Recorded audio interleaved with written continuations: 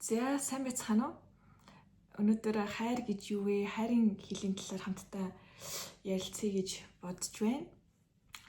За хайр гэдэг маань би шууд өөрийнхөө ойлгож ухаарсан тодорхойлтыг хэлчихье гэж бодож байна. За хайр гэдэг маань тухайн юмс, үзэгдэл, хүнийг өсөж том болоосай, ургаасай гэдэг ийм суур хүсэл гэх юм уу? Ер бол гол зорилго нь ургах, том болох. Тэгэхээр юу гэмээр мод байлаа гэж бодоход модч бай, ургамалч бай, өсөж том болох нь чухал. Өсөж том болохын тулд модонд нар хэрэгтэй, сүйдэр хэрэгтэй, салхи хэрэгтэй, бороо хэрэгтэй гэд тэ. Тэгэхээр энэ хүний амьдралд яг тохиолддог зүйлүүд бид нар үргэлжийн ингээд нартай, цагаан, жаргалтай байгаад байвал сүүдрийн буюу шөнийн төлжилт бол явагдахгүй. Тэгэхээр хар цагаан ээлжлэн гэдэг шиг хайр гэдэг маань хар цагаантай зэрэг байж иж хайр утга төгөлдөр байна. Яг энэ зовлон үзүүл гэж байгаа утгатай зүйл ерөөсөө биш. Тодорхой хэмжээний төлжих юу гэмээрээ төлжихэл гэж бараг яагаад байна л та, төлжих юм дотоод дандаа ингэж наранд ургамал ургаад байвал нар тухайн ургамал ингээ хитрхи хойр аших магадaltaй шүн сарны ирчмээр сэрүүн ирчмээр ургамал төлжигддөг. Хүний бие, хүний усан махбод бол яг сараар маш их тэтгэгддэг. Адилхан хайр гэдэг маань жаргалтай болон зовлонтой зүйлсийн ингээд зовлон биш бэрхшээлтэй зүйлүүдийн нийлбэр байж болох юм аа. Хайр гэдэг маань үргэлжийн тасалтгүй жаргалыг бас хэлдэггүй. Бидний амьдралд таарлцсан маш олон хүмүүс бидэнд ад жаргал, зовлон гуниг аль нэг нь авчирч өгдөг тийм ээ. Тэгэхээр тэр хүмүүсийг хайрлах хэрэгтэй. Яагаад тэгэхээр тэр хүмүүс чамайг хайрлахын тулд бэрхшээл гэдэг зүйлийг чамд өгж байгаа. Энэ маань сүүдэр буюу сарны ирчимч харанхуйч тэрийг гэсэн үг. Яг энэ яахан сонир сонсогдож болох зүйл л дээ. Гэхдээ бидний амьдралд ирж буй сорой, даваа, дэнсэж гэдэг юм уу те, эдгээр зүйлс маань биднийг ургаж том болох руу чиглэдэг. Энэ нь цаанаа биднийг хайрлаж байна гэсэн үг. За гэр бүлийн харилцаа, хосын харилцаа, найз нөхөд, андын харилцаа бүх зүйл бүгд ер нь бол дардан байдаггүй. Дардан байхгүй ч юм уу сорилт дэнсэд даваа байвал тэрийг бид нар маш зөв өнцгөр харах нэ. Илүү хайрыг хүчрхэгжүүлж, бэхжүүлэх зүйл юм байна гэж харах нь. За хайр нөхцөл тавьдаггүй. Энэ бол маш их гоё сайхан ойлголт. Гэтэ энийг хүмүүс хүлээн зөвшөөрөхөд маш хэцүү байдаг. Би энийг хүлээн зөвшөөрөх гэж яг зөвшөөрсөн гэж бас хэлж чадахгүй байна. Гэхдээ хайр нөхцөл тавьдаггүй гэдгийг би баг багаар ойлгож мэдэрч байна гэх юм уу.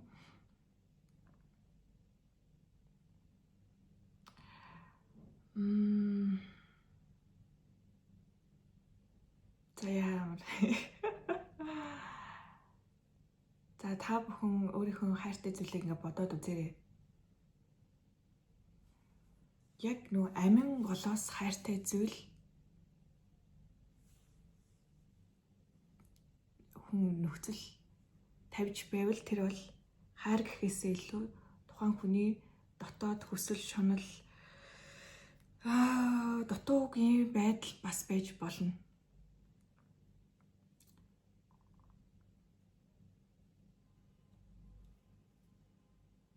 нөхцөл тавихгүй байна гэдэг бол маш том асар том ойлголт. Гэхдээ бас маш энгийн ойлголт. За үнэхээр хайртай бол хүн өөрийгөө хөгжүүлдэг. Илүү хүчрэхэг сүнстэй, илүү хүчрэхэг чадвартай, илүү хүчрэхэг байхыг ирмэлцдэг. Яг тэгэхээр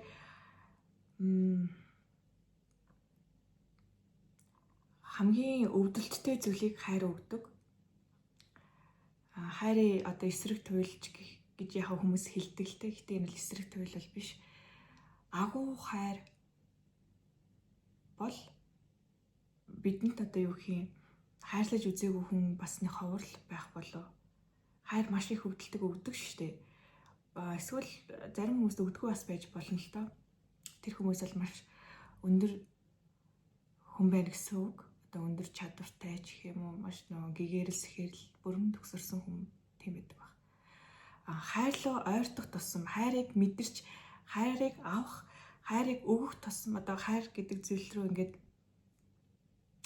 ойртоход бид нар өөрийнхөө сүүдэртэй тэр хүнд дарк хамгийн муухай зан чанарууд маань ил гарч ирдэг. Яагаад гэвэл хайр өөрөө маш ийм ориглон, ариун ийм ариун гал, цагаан ариун гал. Хамгийн ариун нандин зүйл бол хайр. Тэр зүйл рүү ойртоход бидний энэ нийгэмдээ энэ төрснөөс хойш авсан ийм хар бараан буруу итгэл үнэмшил одоо саарл ийм хар бараан зүйлүүд маань тэр ариун галд шатах гээд байгаа учраас амьд хэмцэж биднийг өвдөлттэй нүүр тулуулдаг. Тэнд ариун гал байна шүү гингүүт нөх хар бараа ирчин байна уу, хар бараан сүнсч байна одоо юу гэдэг хүнд наалцсан тэр хар бараан зүйлүүд маань ил гарч ирж бид нарыг өвтгдөг гэсэн. Тэрнээс биш хайр хүнийг хизээж өвтгддөггүй. Өвтгөх боломжгүй. Бид нарын сүүдэр бид нарыг өвтгдөг.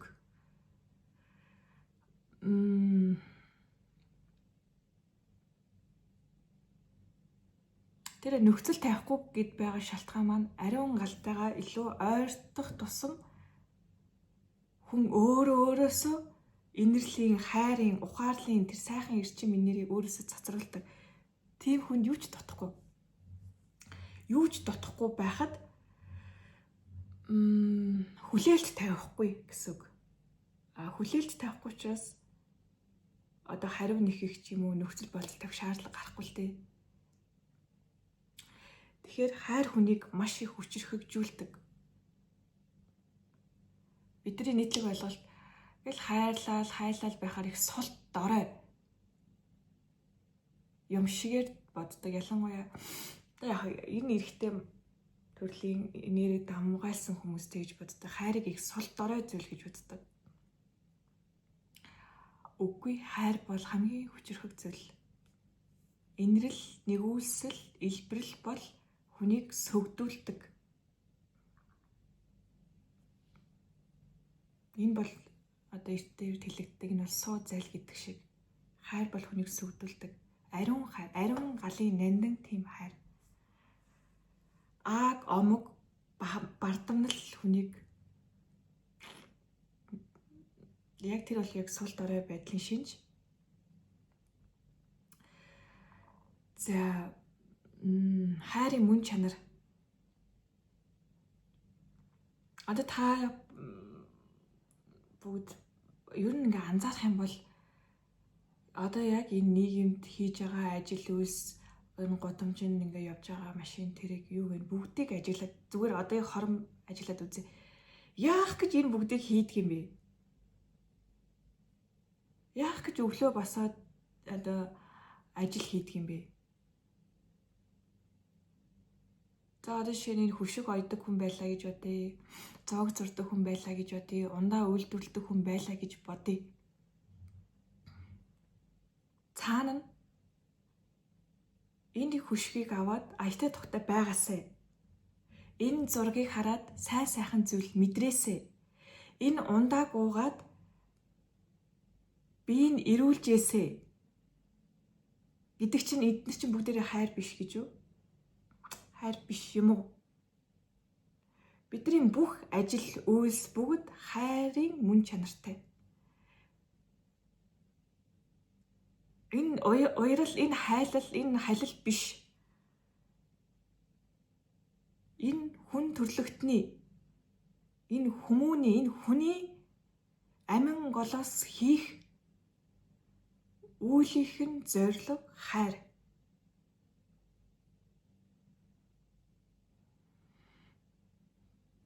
Хайрыг гол зорилгоо болгож хийгээгүй ажил бүтдэггүй. Яг гэвэл энэ зөв замналаараа явдаггүй, жамаар яваагүй учраас саад бэрхшээлээр дүүрэн байдаг, төөрдөг, замаасаа хазаадаг. Яг гэвэл би өөрөө яг энэ зүйлтэй туулсан учраас мэдэрч байна. Би маш их бизнесийн төсөл хийдэг байсан. Тэр ерөөсө хайртай тогтдог байсан. Яг хайр байсан л да. Одоо энэ ихтэй гол зорилго нь мөнгө. Тэгээд тэр ажлыг хийхэд ерөөсө сүнс маань, сэтгэл маань цаддаг, маш их нерв бардаг байсан. Тэгээд миний амьдралын зам ийм бичиг цаасны ийм зүйл биш юм байна.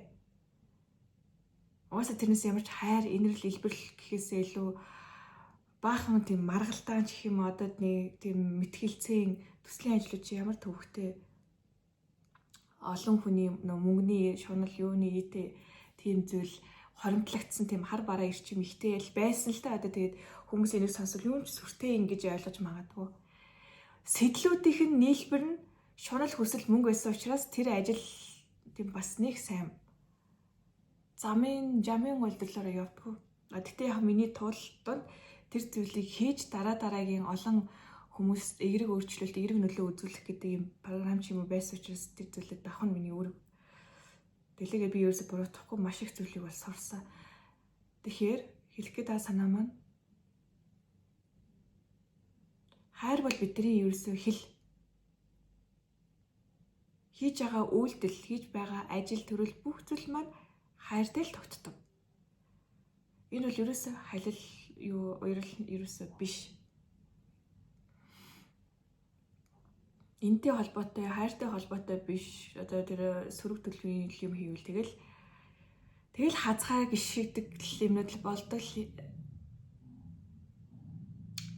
юм байл л дээ. Тэгээд би бас сүүлийн хагас жил орчим одоо яг энэ чиглэлээр хайр гэж юу вэ гэдгийг Монгол уламжлалт талаас нь маш их багш нараас суралцаж өдөр бүр л ямар их агуу их хайр инэрлэр бидний бие мах бод энэ сүнсгэл энэ нийгэм энэ ихтэлхийн огторгүй орчлон чинь ямар их хайр инэрлэр бүтсэн бэ гэдгийг мэдрэхээр үнэхээр өмнө өөрийгөө голж исэн, амьдралаа голж исэн ч гэдэм үү, хийж байгаа үйлдэж хамлах зүйл арайч тий гэж бодож байгаа. Энэ тийм зүйл биш юм байна. Бид нар бүр үнэхээр ерөөлөөр, эвгээлээр амьдардаг юм байна. Готож гуних зав зай байхгүй юм байна. Сонин шүү дээ. Одоо ингээл дөрвөн үлрэл яагаад болдго юм бэ? Яагаад бороо орд юм бэ? Яагаад ингээд нар яг мандах цагтаа мандаж сар гарах үедээ гарч яг ийм зүй тогтол байдаг юм бэ? Нэг зүй тогтол алдагдахад энэ дэлхийн ертөнц зогтторгүй орчлонгийн зүй тогтлоо алдаж жам мэдгүй одоо өөрчлөгдөн үсттэй. Амьдрал өөрчлөгдөн үсттэй. Бид нар гэтэл энэ бүх зүйл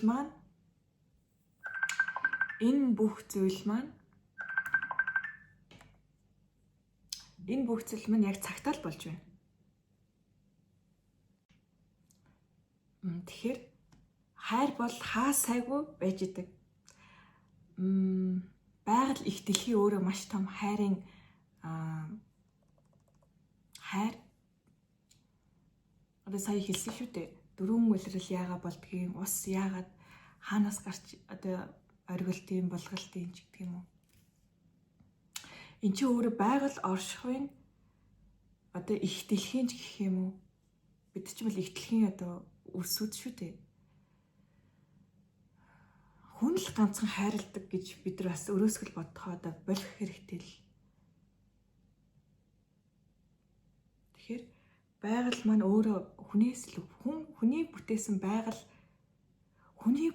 байгаль их дэлхий хүнээс илүү оюун ухаантай байна гэдэг энэ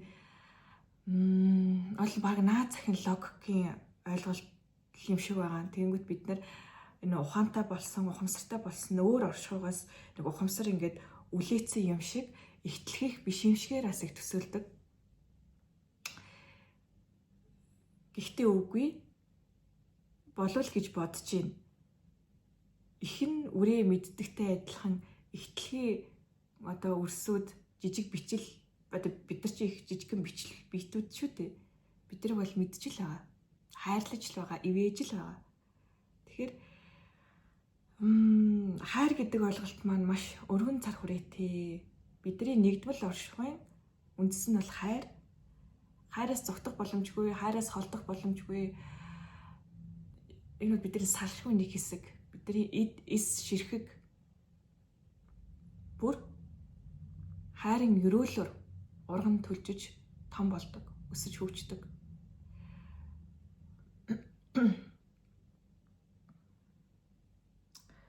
Одоо энэ цагийн бас юун дээр сэтгэлийн гэмтэл, траума гэж яригддаг зүйлүүд маань бидрийнх бас их нэг хайр дутагдсны, хайр багассны, хайрын гал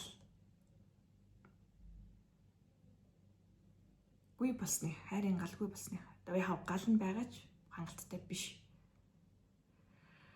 Тийм. Тэгээд бидний хамгийн одоо хайрлах зүйл маань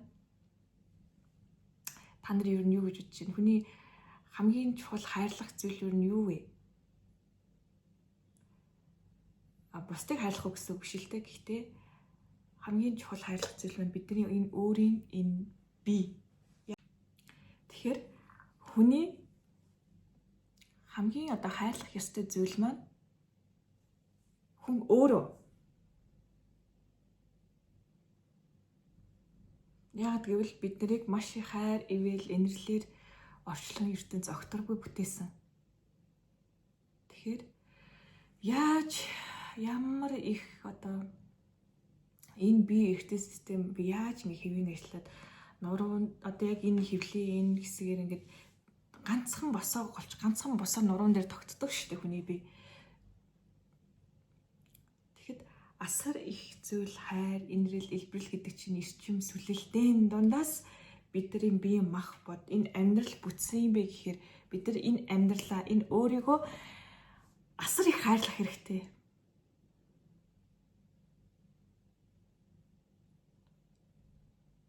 Өөрийгөө үл гомдох хэрэгтэй. Өөрийгөө битгий чанал. Өөрийгөө битгий гол. Заяа тавилантай талархах хэрэгтэй. Хамгийн адгийн тавилан гэж бодож байсан амьдрал чинь хамгийн дээдийн хувь заяа байхыг ч бас үүсэхгүй. Бид нар нөгөө өмнөх насны ч вэ, өмнөх үеийн үрийн ч вэ ямар нэгэн ой санамжгүй байгаа шүү дээ. Яг энэ насныхаа бүгд их одоо юу гэх юм хүний гараа 10 тэгш биш адилхан бид нар маш өөр одоо амьдралд төрсөн учраас хин нэгэнтэй өөрийгөө харьцуулах гэдэг.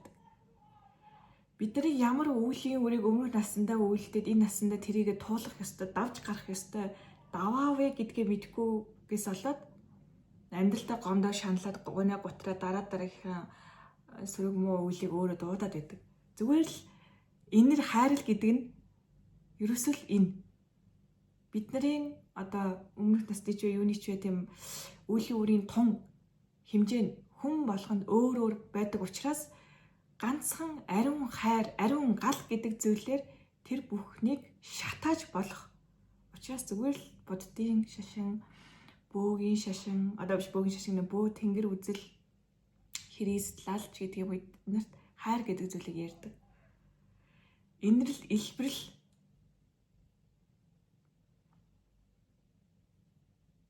би өмнөх наснаа ямар их үйл өөрийг хийсэн болоод бас сайн үйл байгаа шүү, сайн байгаа.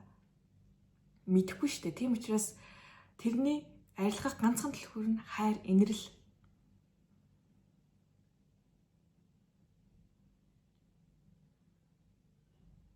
Замчин буруудад хазаах гэд ч юм уу, сэтгэл чинь хоосроод ингээд тавгүйрэхэд яг юу хүсэж байгаагаа мэдэхгүй байвал та хайрын замналаар явахгүй байна л гэсэн үг. Нэг бол хүн ерөөсөл хүн хоёр төрлийн хүн байдаг гэж үздэг шүү дээ. Одоо нэг нь чамаас хайр хүсэж байгаа, нөгөө нь чамд хайрыг өгөхийг хүсэж байгаа. Ерөөсөл юм. Уурлаж уцаарлаа гомдож гонино одоо гоншнод ч юм уу тийм байгаа хүн бол чамаас хайрыг хүсэж байгаа. Хайрыг хүсэж байгаа. Тэгэхээр тэр хүнд хайрыг өг. Хүнтэй маргалдаж хэрэлдэж одоо ингэж сөргөөцөлдөхийн оронд тэр хүн чамаас зүгээр хайр хүсэж ийн гэдгийг ингээд ойлгочих. Тэнгүүт надаас сая хайр хүсэж байгаа юм шүү дээ. Би жоохон уужуу хандаад хайр одоо өгийч гэдэг юм уу те. Жоохон уужуу хандаа. Энэ хүн хайраар татсан явж байгаа учраас уурлаж уцаарлаад байгаа юм байна. Тэгээ бодчих юм бол амьдрал маш энгийн. Таарсан зөрсөн хүн болгонтойгоо илгэн садан мэт. Тэгээ яг энэ бас сонсож байгаа хүмүүс бас гайхаж магадгүй л те. Би жишээ нь зарим тохиолдолд тийм зүйлийг мэдэрдэг. Гэхдээ миний нөө сүнсний өгдөл интерес бас их хамаардаг зүйлүүдээс байдаг л та.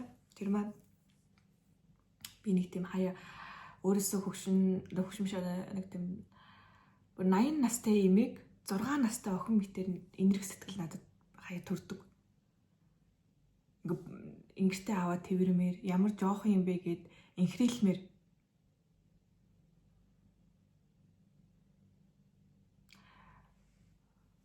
Эрэгтэй хүнийг ч гэсэн яг ихийн сэтгэлээр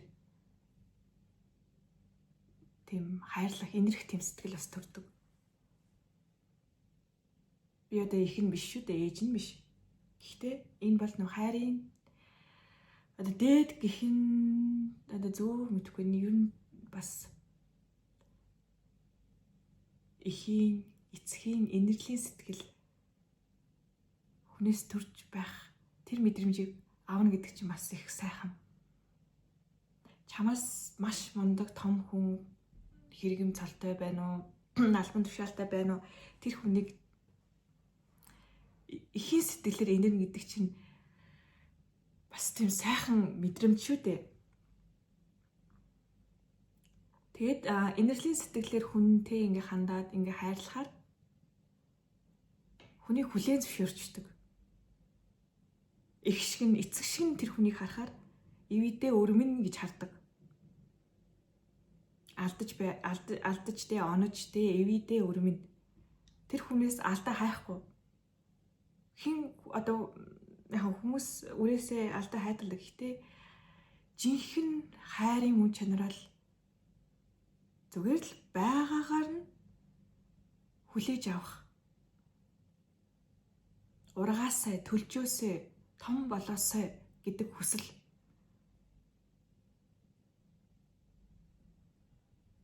Чамайг өвтгсөн, чиний зүрхийг шархлуулсан хэн нэгэн чиний багш байхыг ч бас үүсэхгүй. Чамайг ургуулж байгаа гэсэн үг. Чи одоо ер нь тийм. Тэгэхээр учрын золгосон хүн бүхэн бидний багш.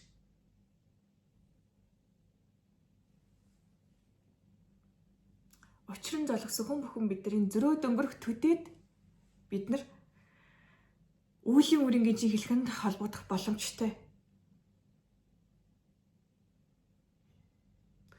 Нэг зөрөө дөнгөрөхтэй нэг хүнээр зэхэлцээ харахад тэр үүлийн үрин гэж нь орсооцолж зүгээр л чи өөрийгөө төвөгдөн штэ. Хүнд ингээд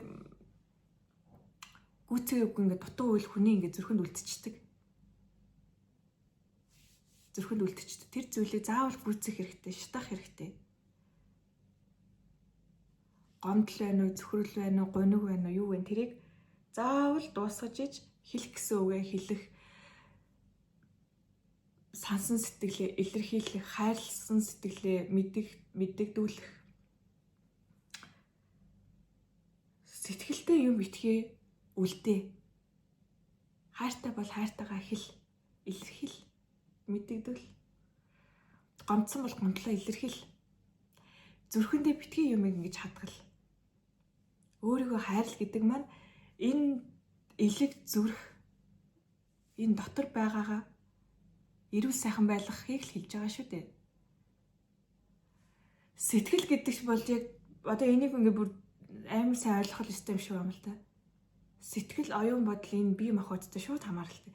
Элэг зүрх өвдөн, ходоо зүрх өвдөн гэдэг чинь тусдаа энэ оюун ухаанаас тусдаа салангат зүйл ерөөсөө биш. Бидний сэтгэл зүй, хайр, инэрл, илбэрлийн ариун галаар тэтгэгдэж бадарч байхад бидний өвчин зовлон юу юм бэ? Шатаад алга болов шүү. Тэр чинь надад бүгд хар ирчмэд. Хар сөрөг мэдээллийн цуглуулга. Хайрын, инэрлийн, илбэрлийн сэтгэлээр энэ эд эс далд ухамсараа кодлоход харын эсрэг цагаан бол хүчтэй шүү дээ. Бидний үүтгэл нь угаасаа цагаан. Тийм байхад цагаанаар харыг сүлнэ. Цайруулна. За. Хайр ол энийг хамгийн ихэнд хэлэх ёстой үг байсан л та. Хайр гэдэг үг. Хайр. Хайр гэдэг үгийг хэлэхэд таны зүрх сэтгэлийн гал бадамлана. За багш маань бас хэлж ирсэн хайр гэдэг үгээр хүрдний засал хийх боломжтой гэж. 7 хүрдэн дээрээ хайр гэдэг үгийг хэлэхэд таны 7 хүрд нарт зөв тойрч гэрэлтэн гин. Ягд гэвэл хайрыг үүсэх, хайрыг дэлгэх харчим үгүй. Тэгээд хайр гэдэг маань одоо эртний үг монгол хэлэнд бол яаж задардаг вэ гэхээр кав нэмэх нь эр гэж задардаг. Кав гэдэг бол гал. Эр гэдэг маань өрдөн бадрах гэсэн үг. Тэгэхээр хайр гэдэг нь ерөөсөө гал нь илүү өрдөж бадрахыг л хэлж байгаа. Сэтгэлийн галаа, итгэлийн галаа, нүдний галаа бадрах хэрэгтэй. Энэ бол хайрын илэрхийлэл шинж. Хайр ихтэй байвал таны бүх одоо гал бол бадамлана.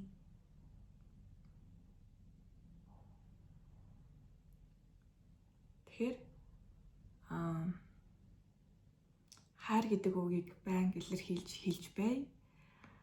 Асар их хайр инэрлийг өөртөө үзүүлж, өрөөлт бас үзүүлж тусгаж бай. Тэгээд хайр илбэрл инэрлэр энэ бол хайраар дүүрэн хүн зөн совин ихтэй байдаг. Зөн бол хайр дээр тогтдог гэж үздэг. Хайраар дүүрэн хүн зөнтэй, зөн совинтэй, алсын хараатай, алдадгүй, үргэлж ондог. Алдаанд хүртэл дараагийн оноолтын бэлтгэл байдаг. Тэгэхээр бүгдээрээ хайр инэрл илбэрлэлээр дүүрэн байцгаая гэж уриалж байна. Гэт өнөөдрийн подкастыг ингээд өндөрлж байна. Тэгээд комментээр асуух, тодруулах зүйлээ байвал бичээрэй. Баярлалаа.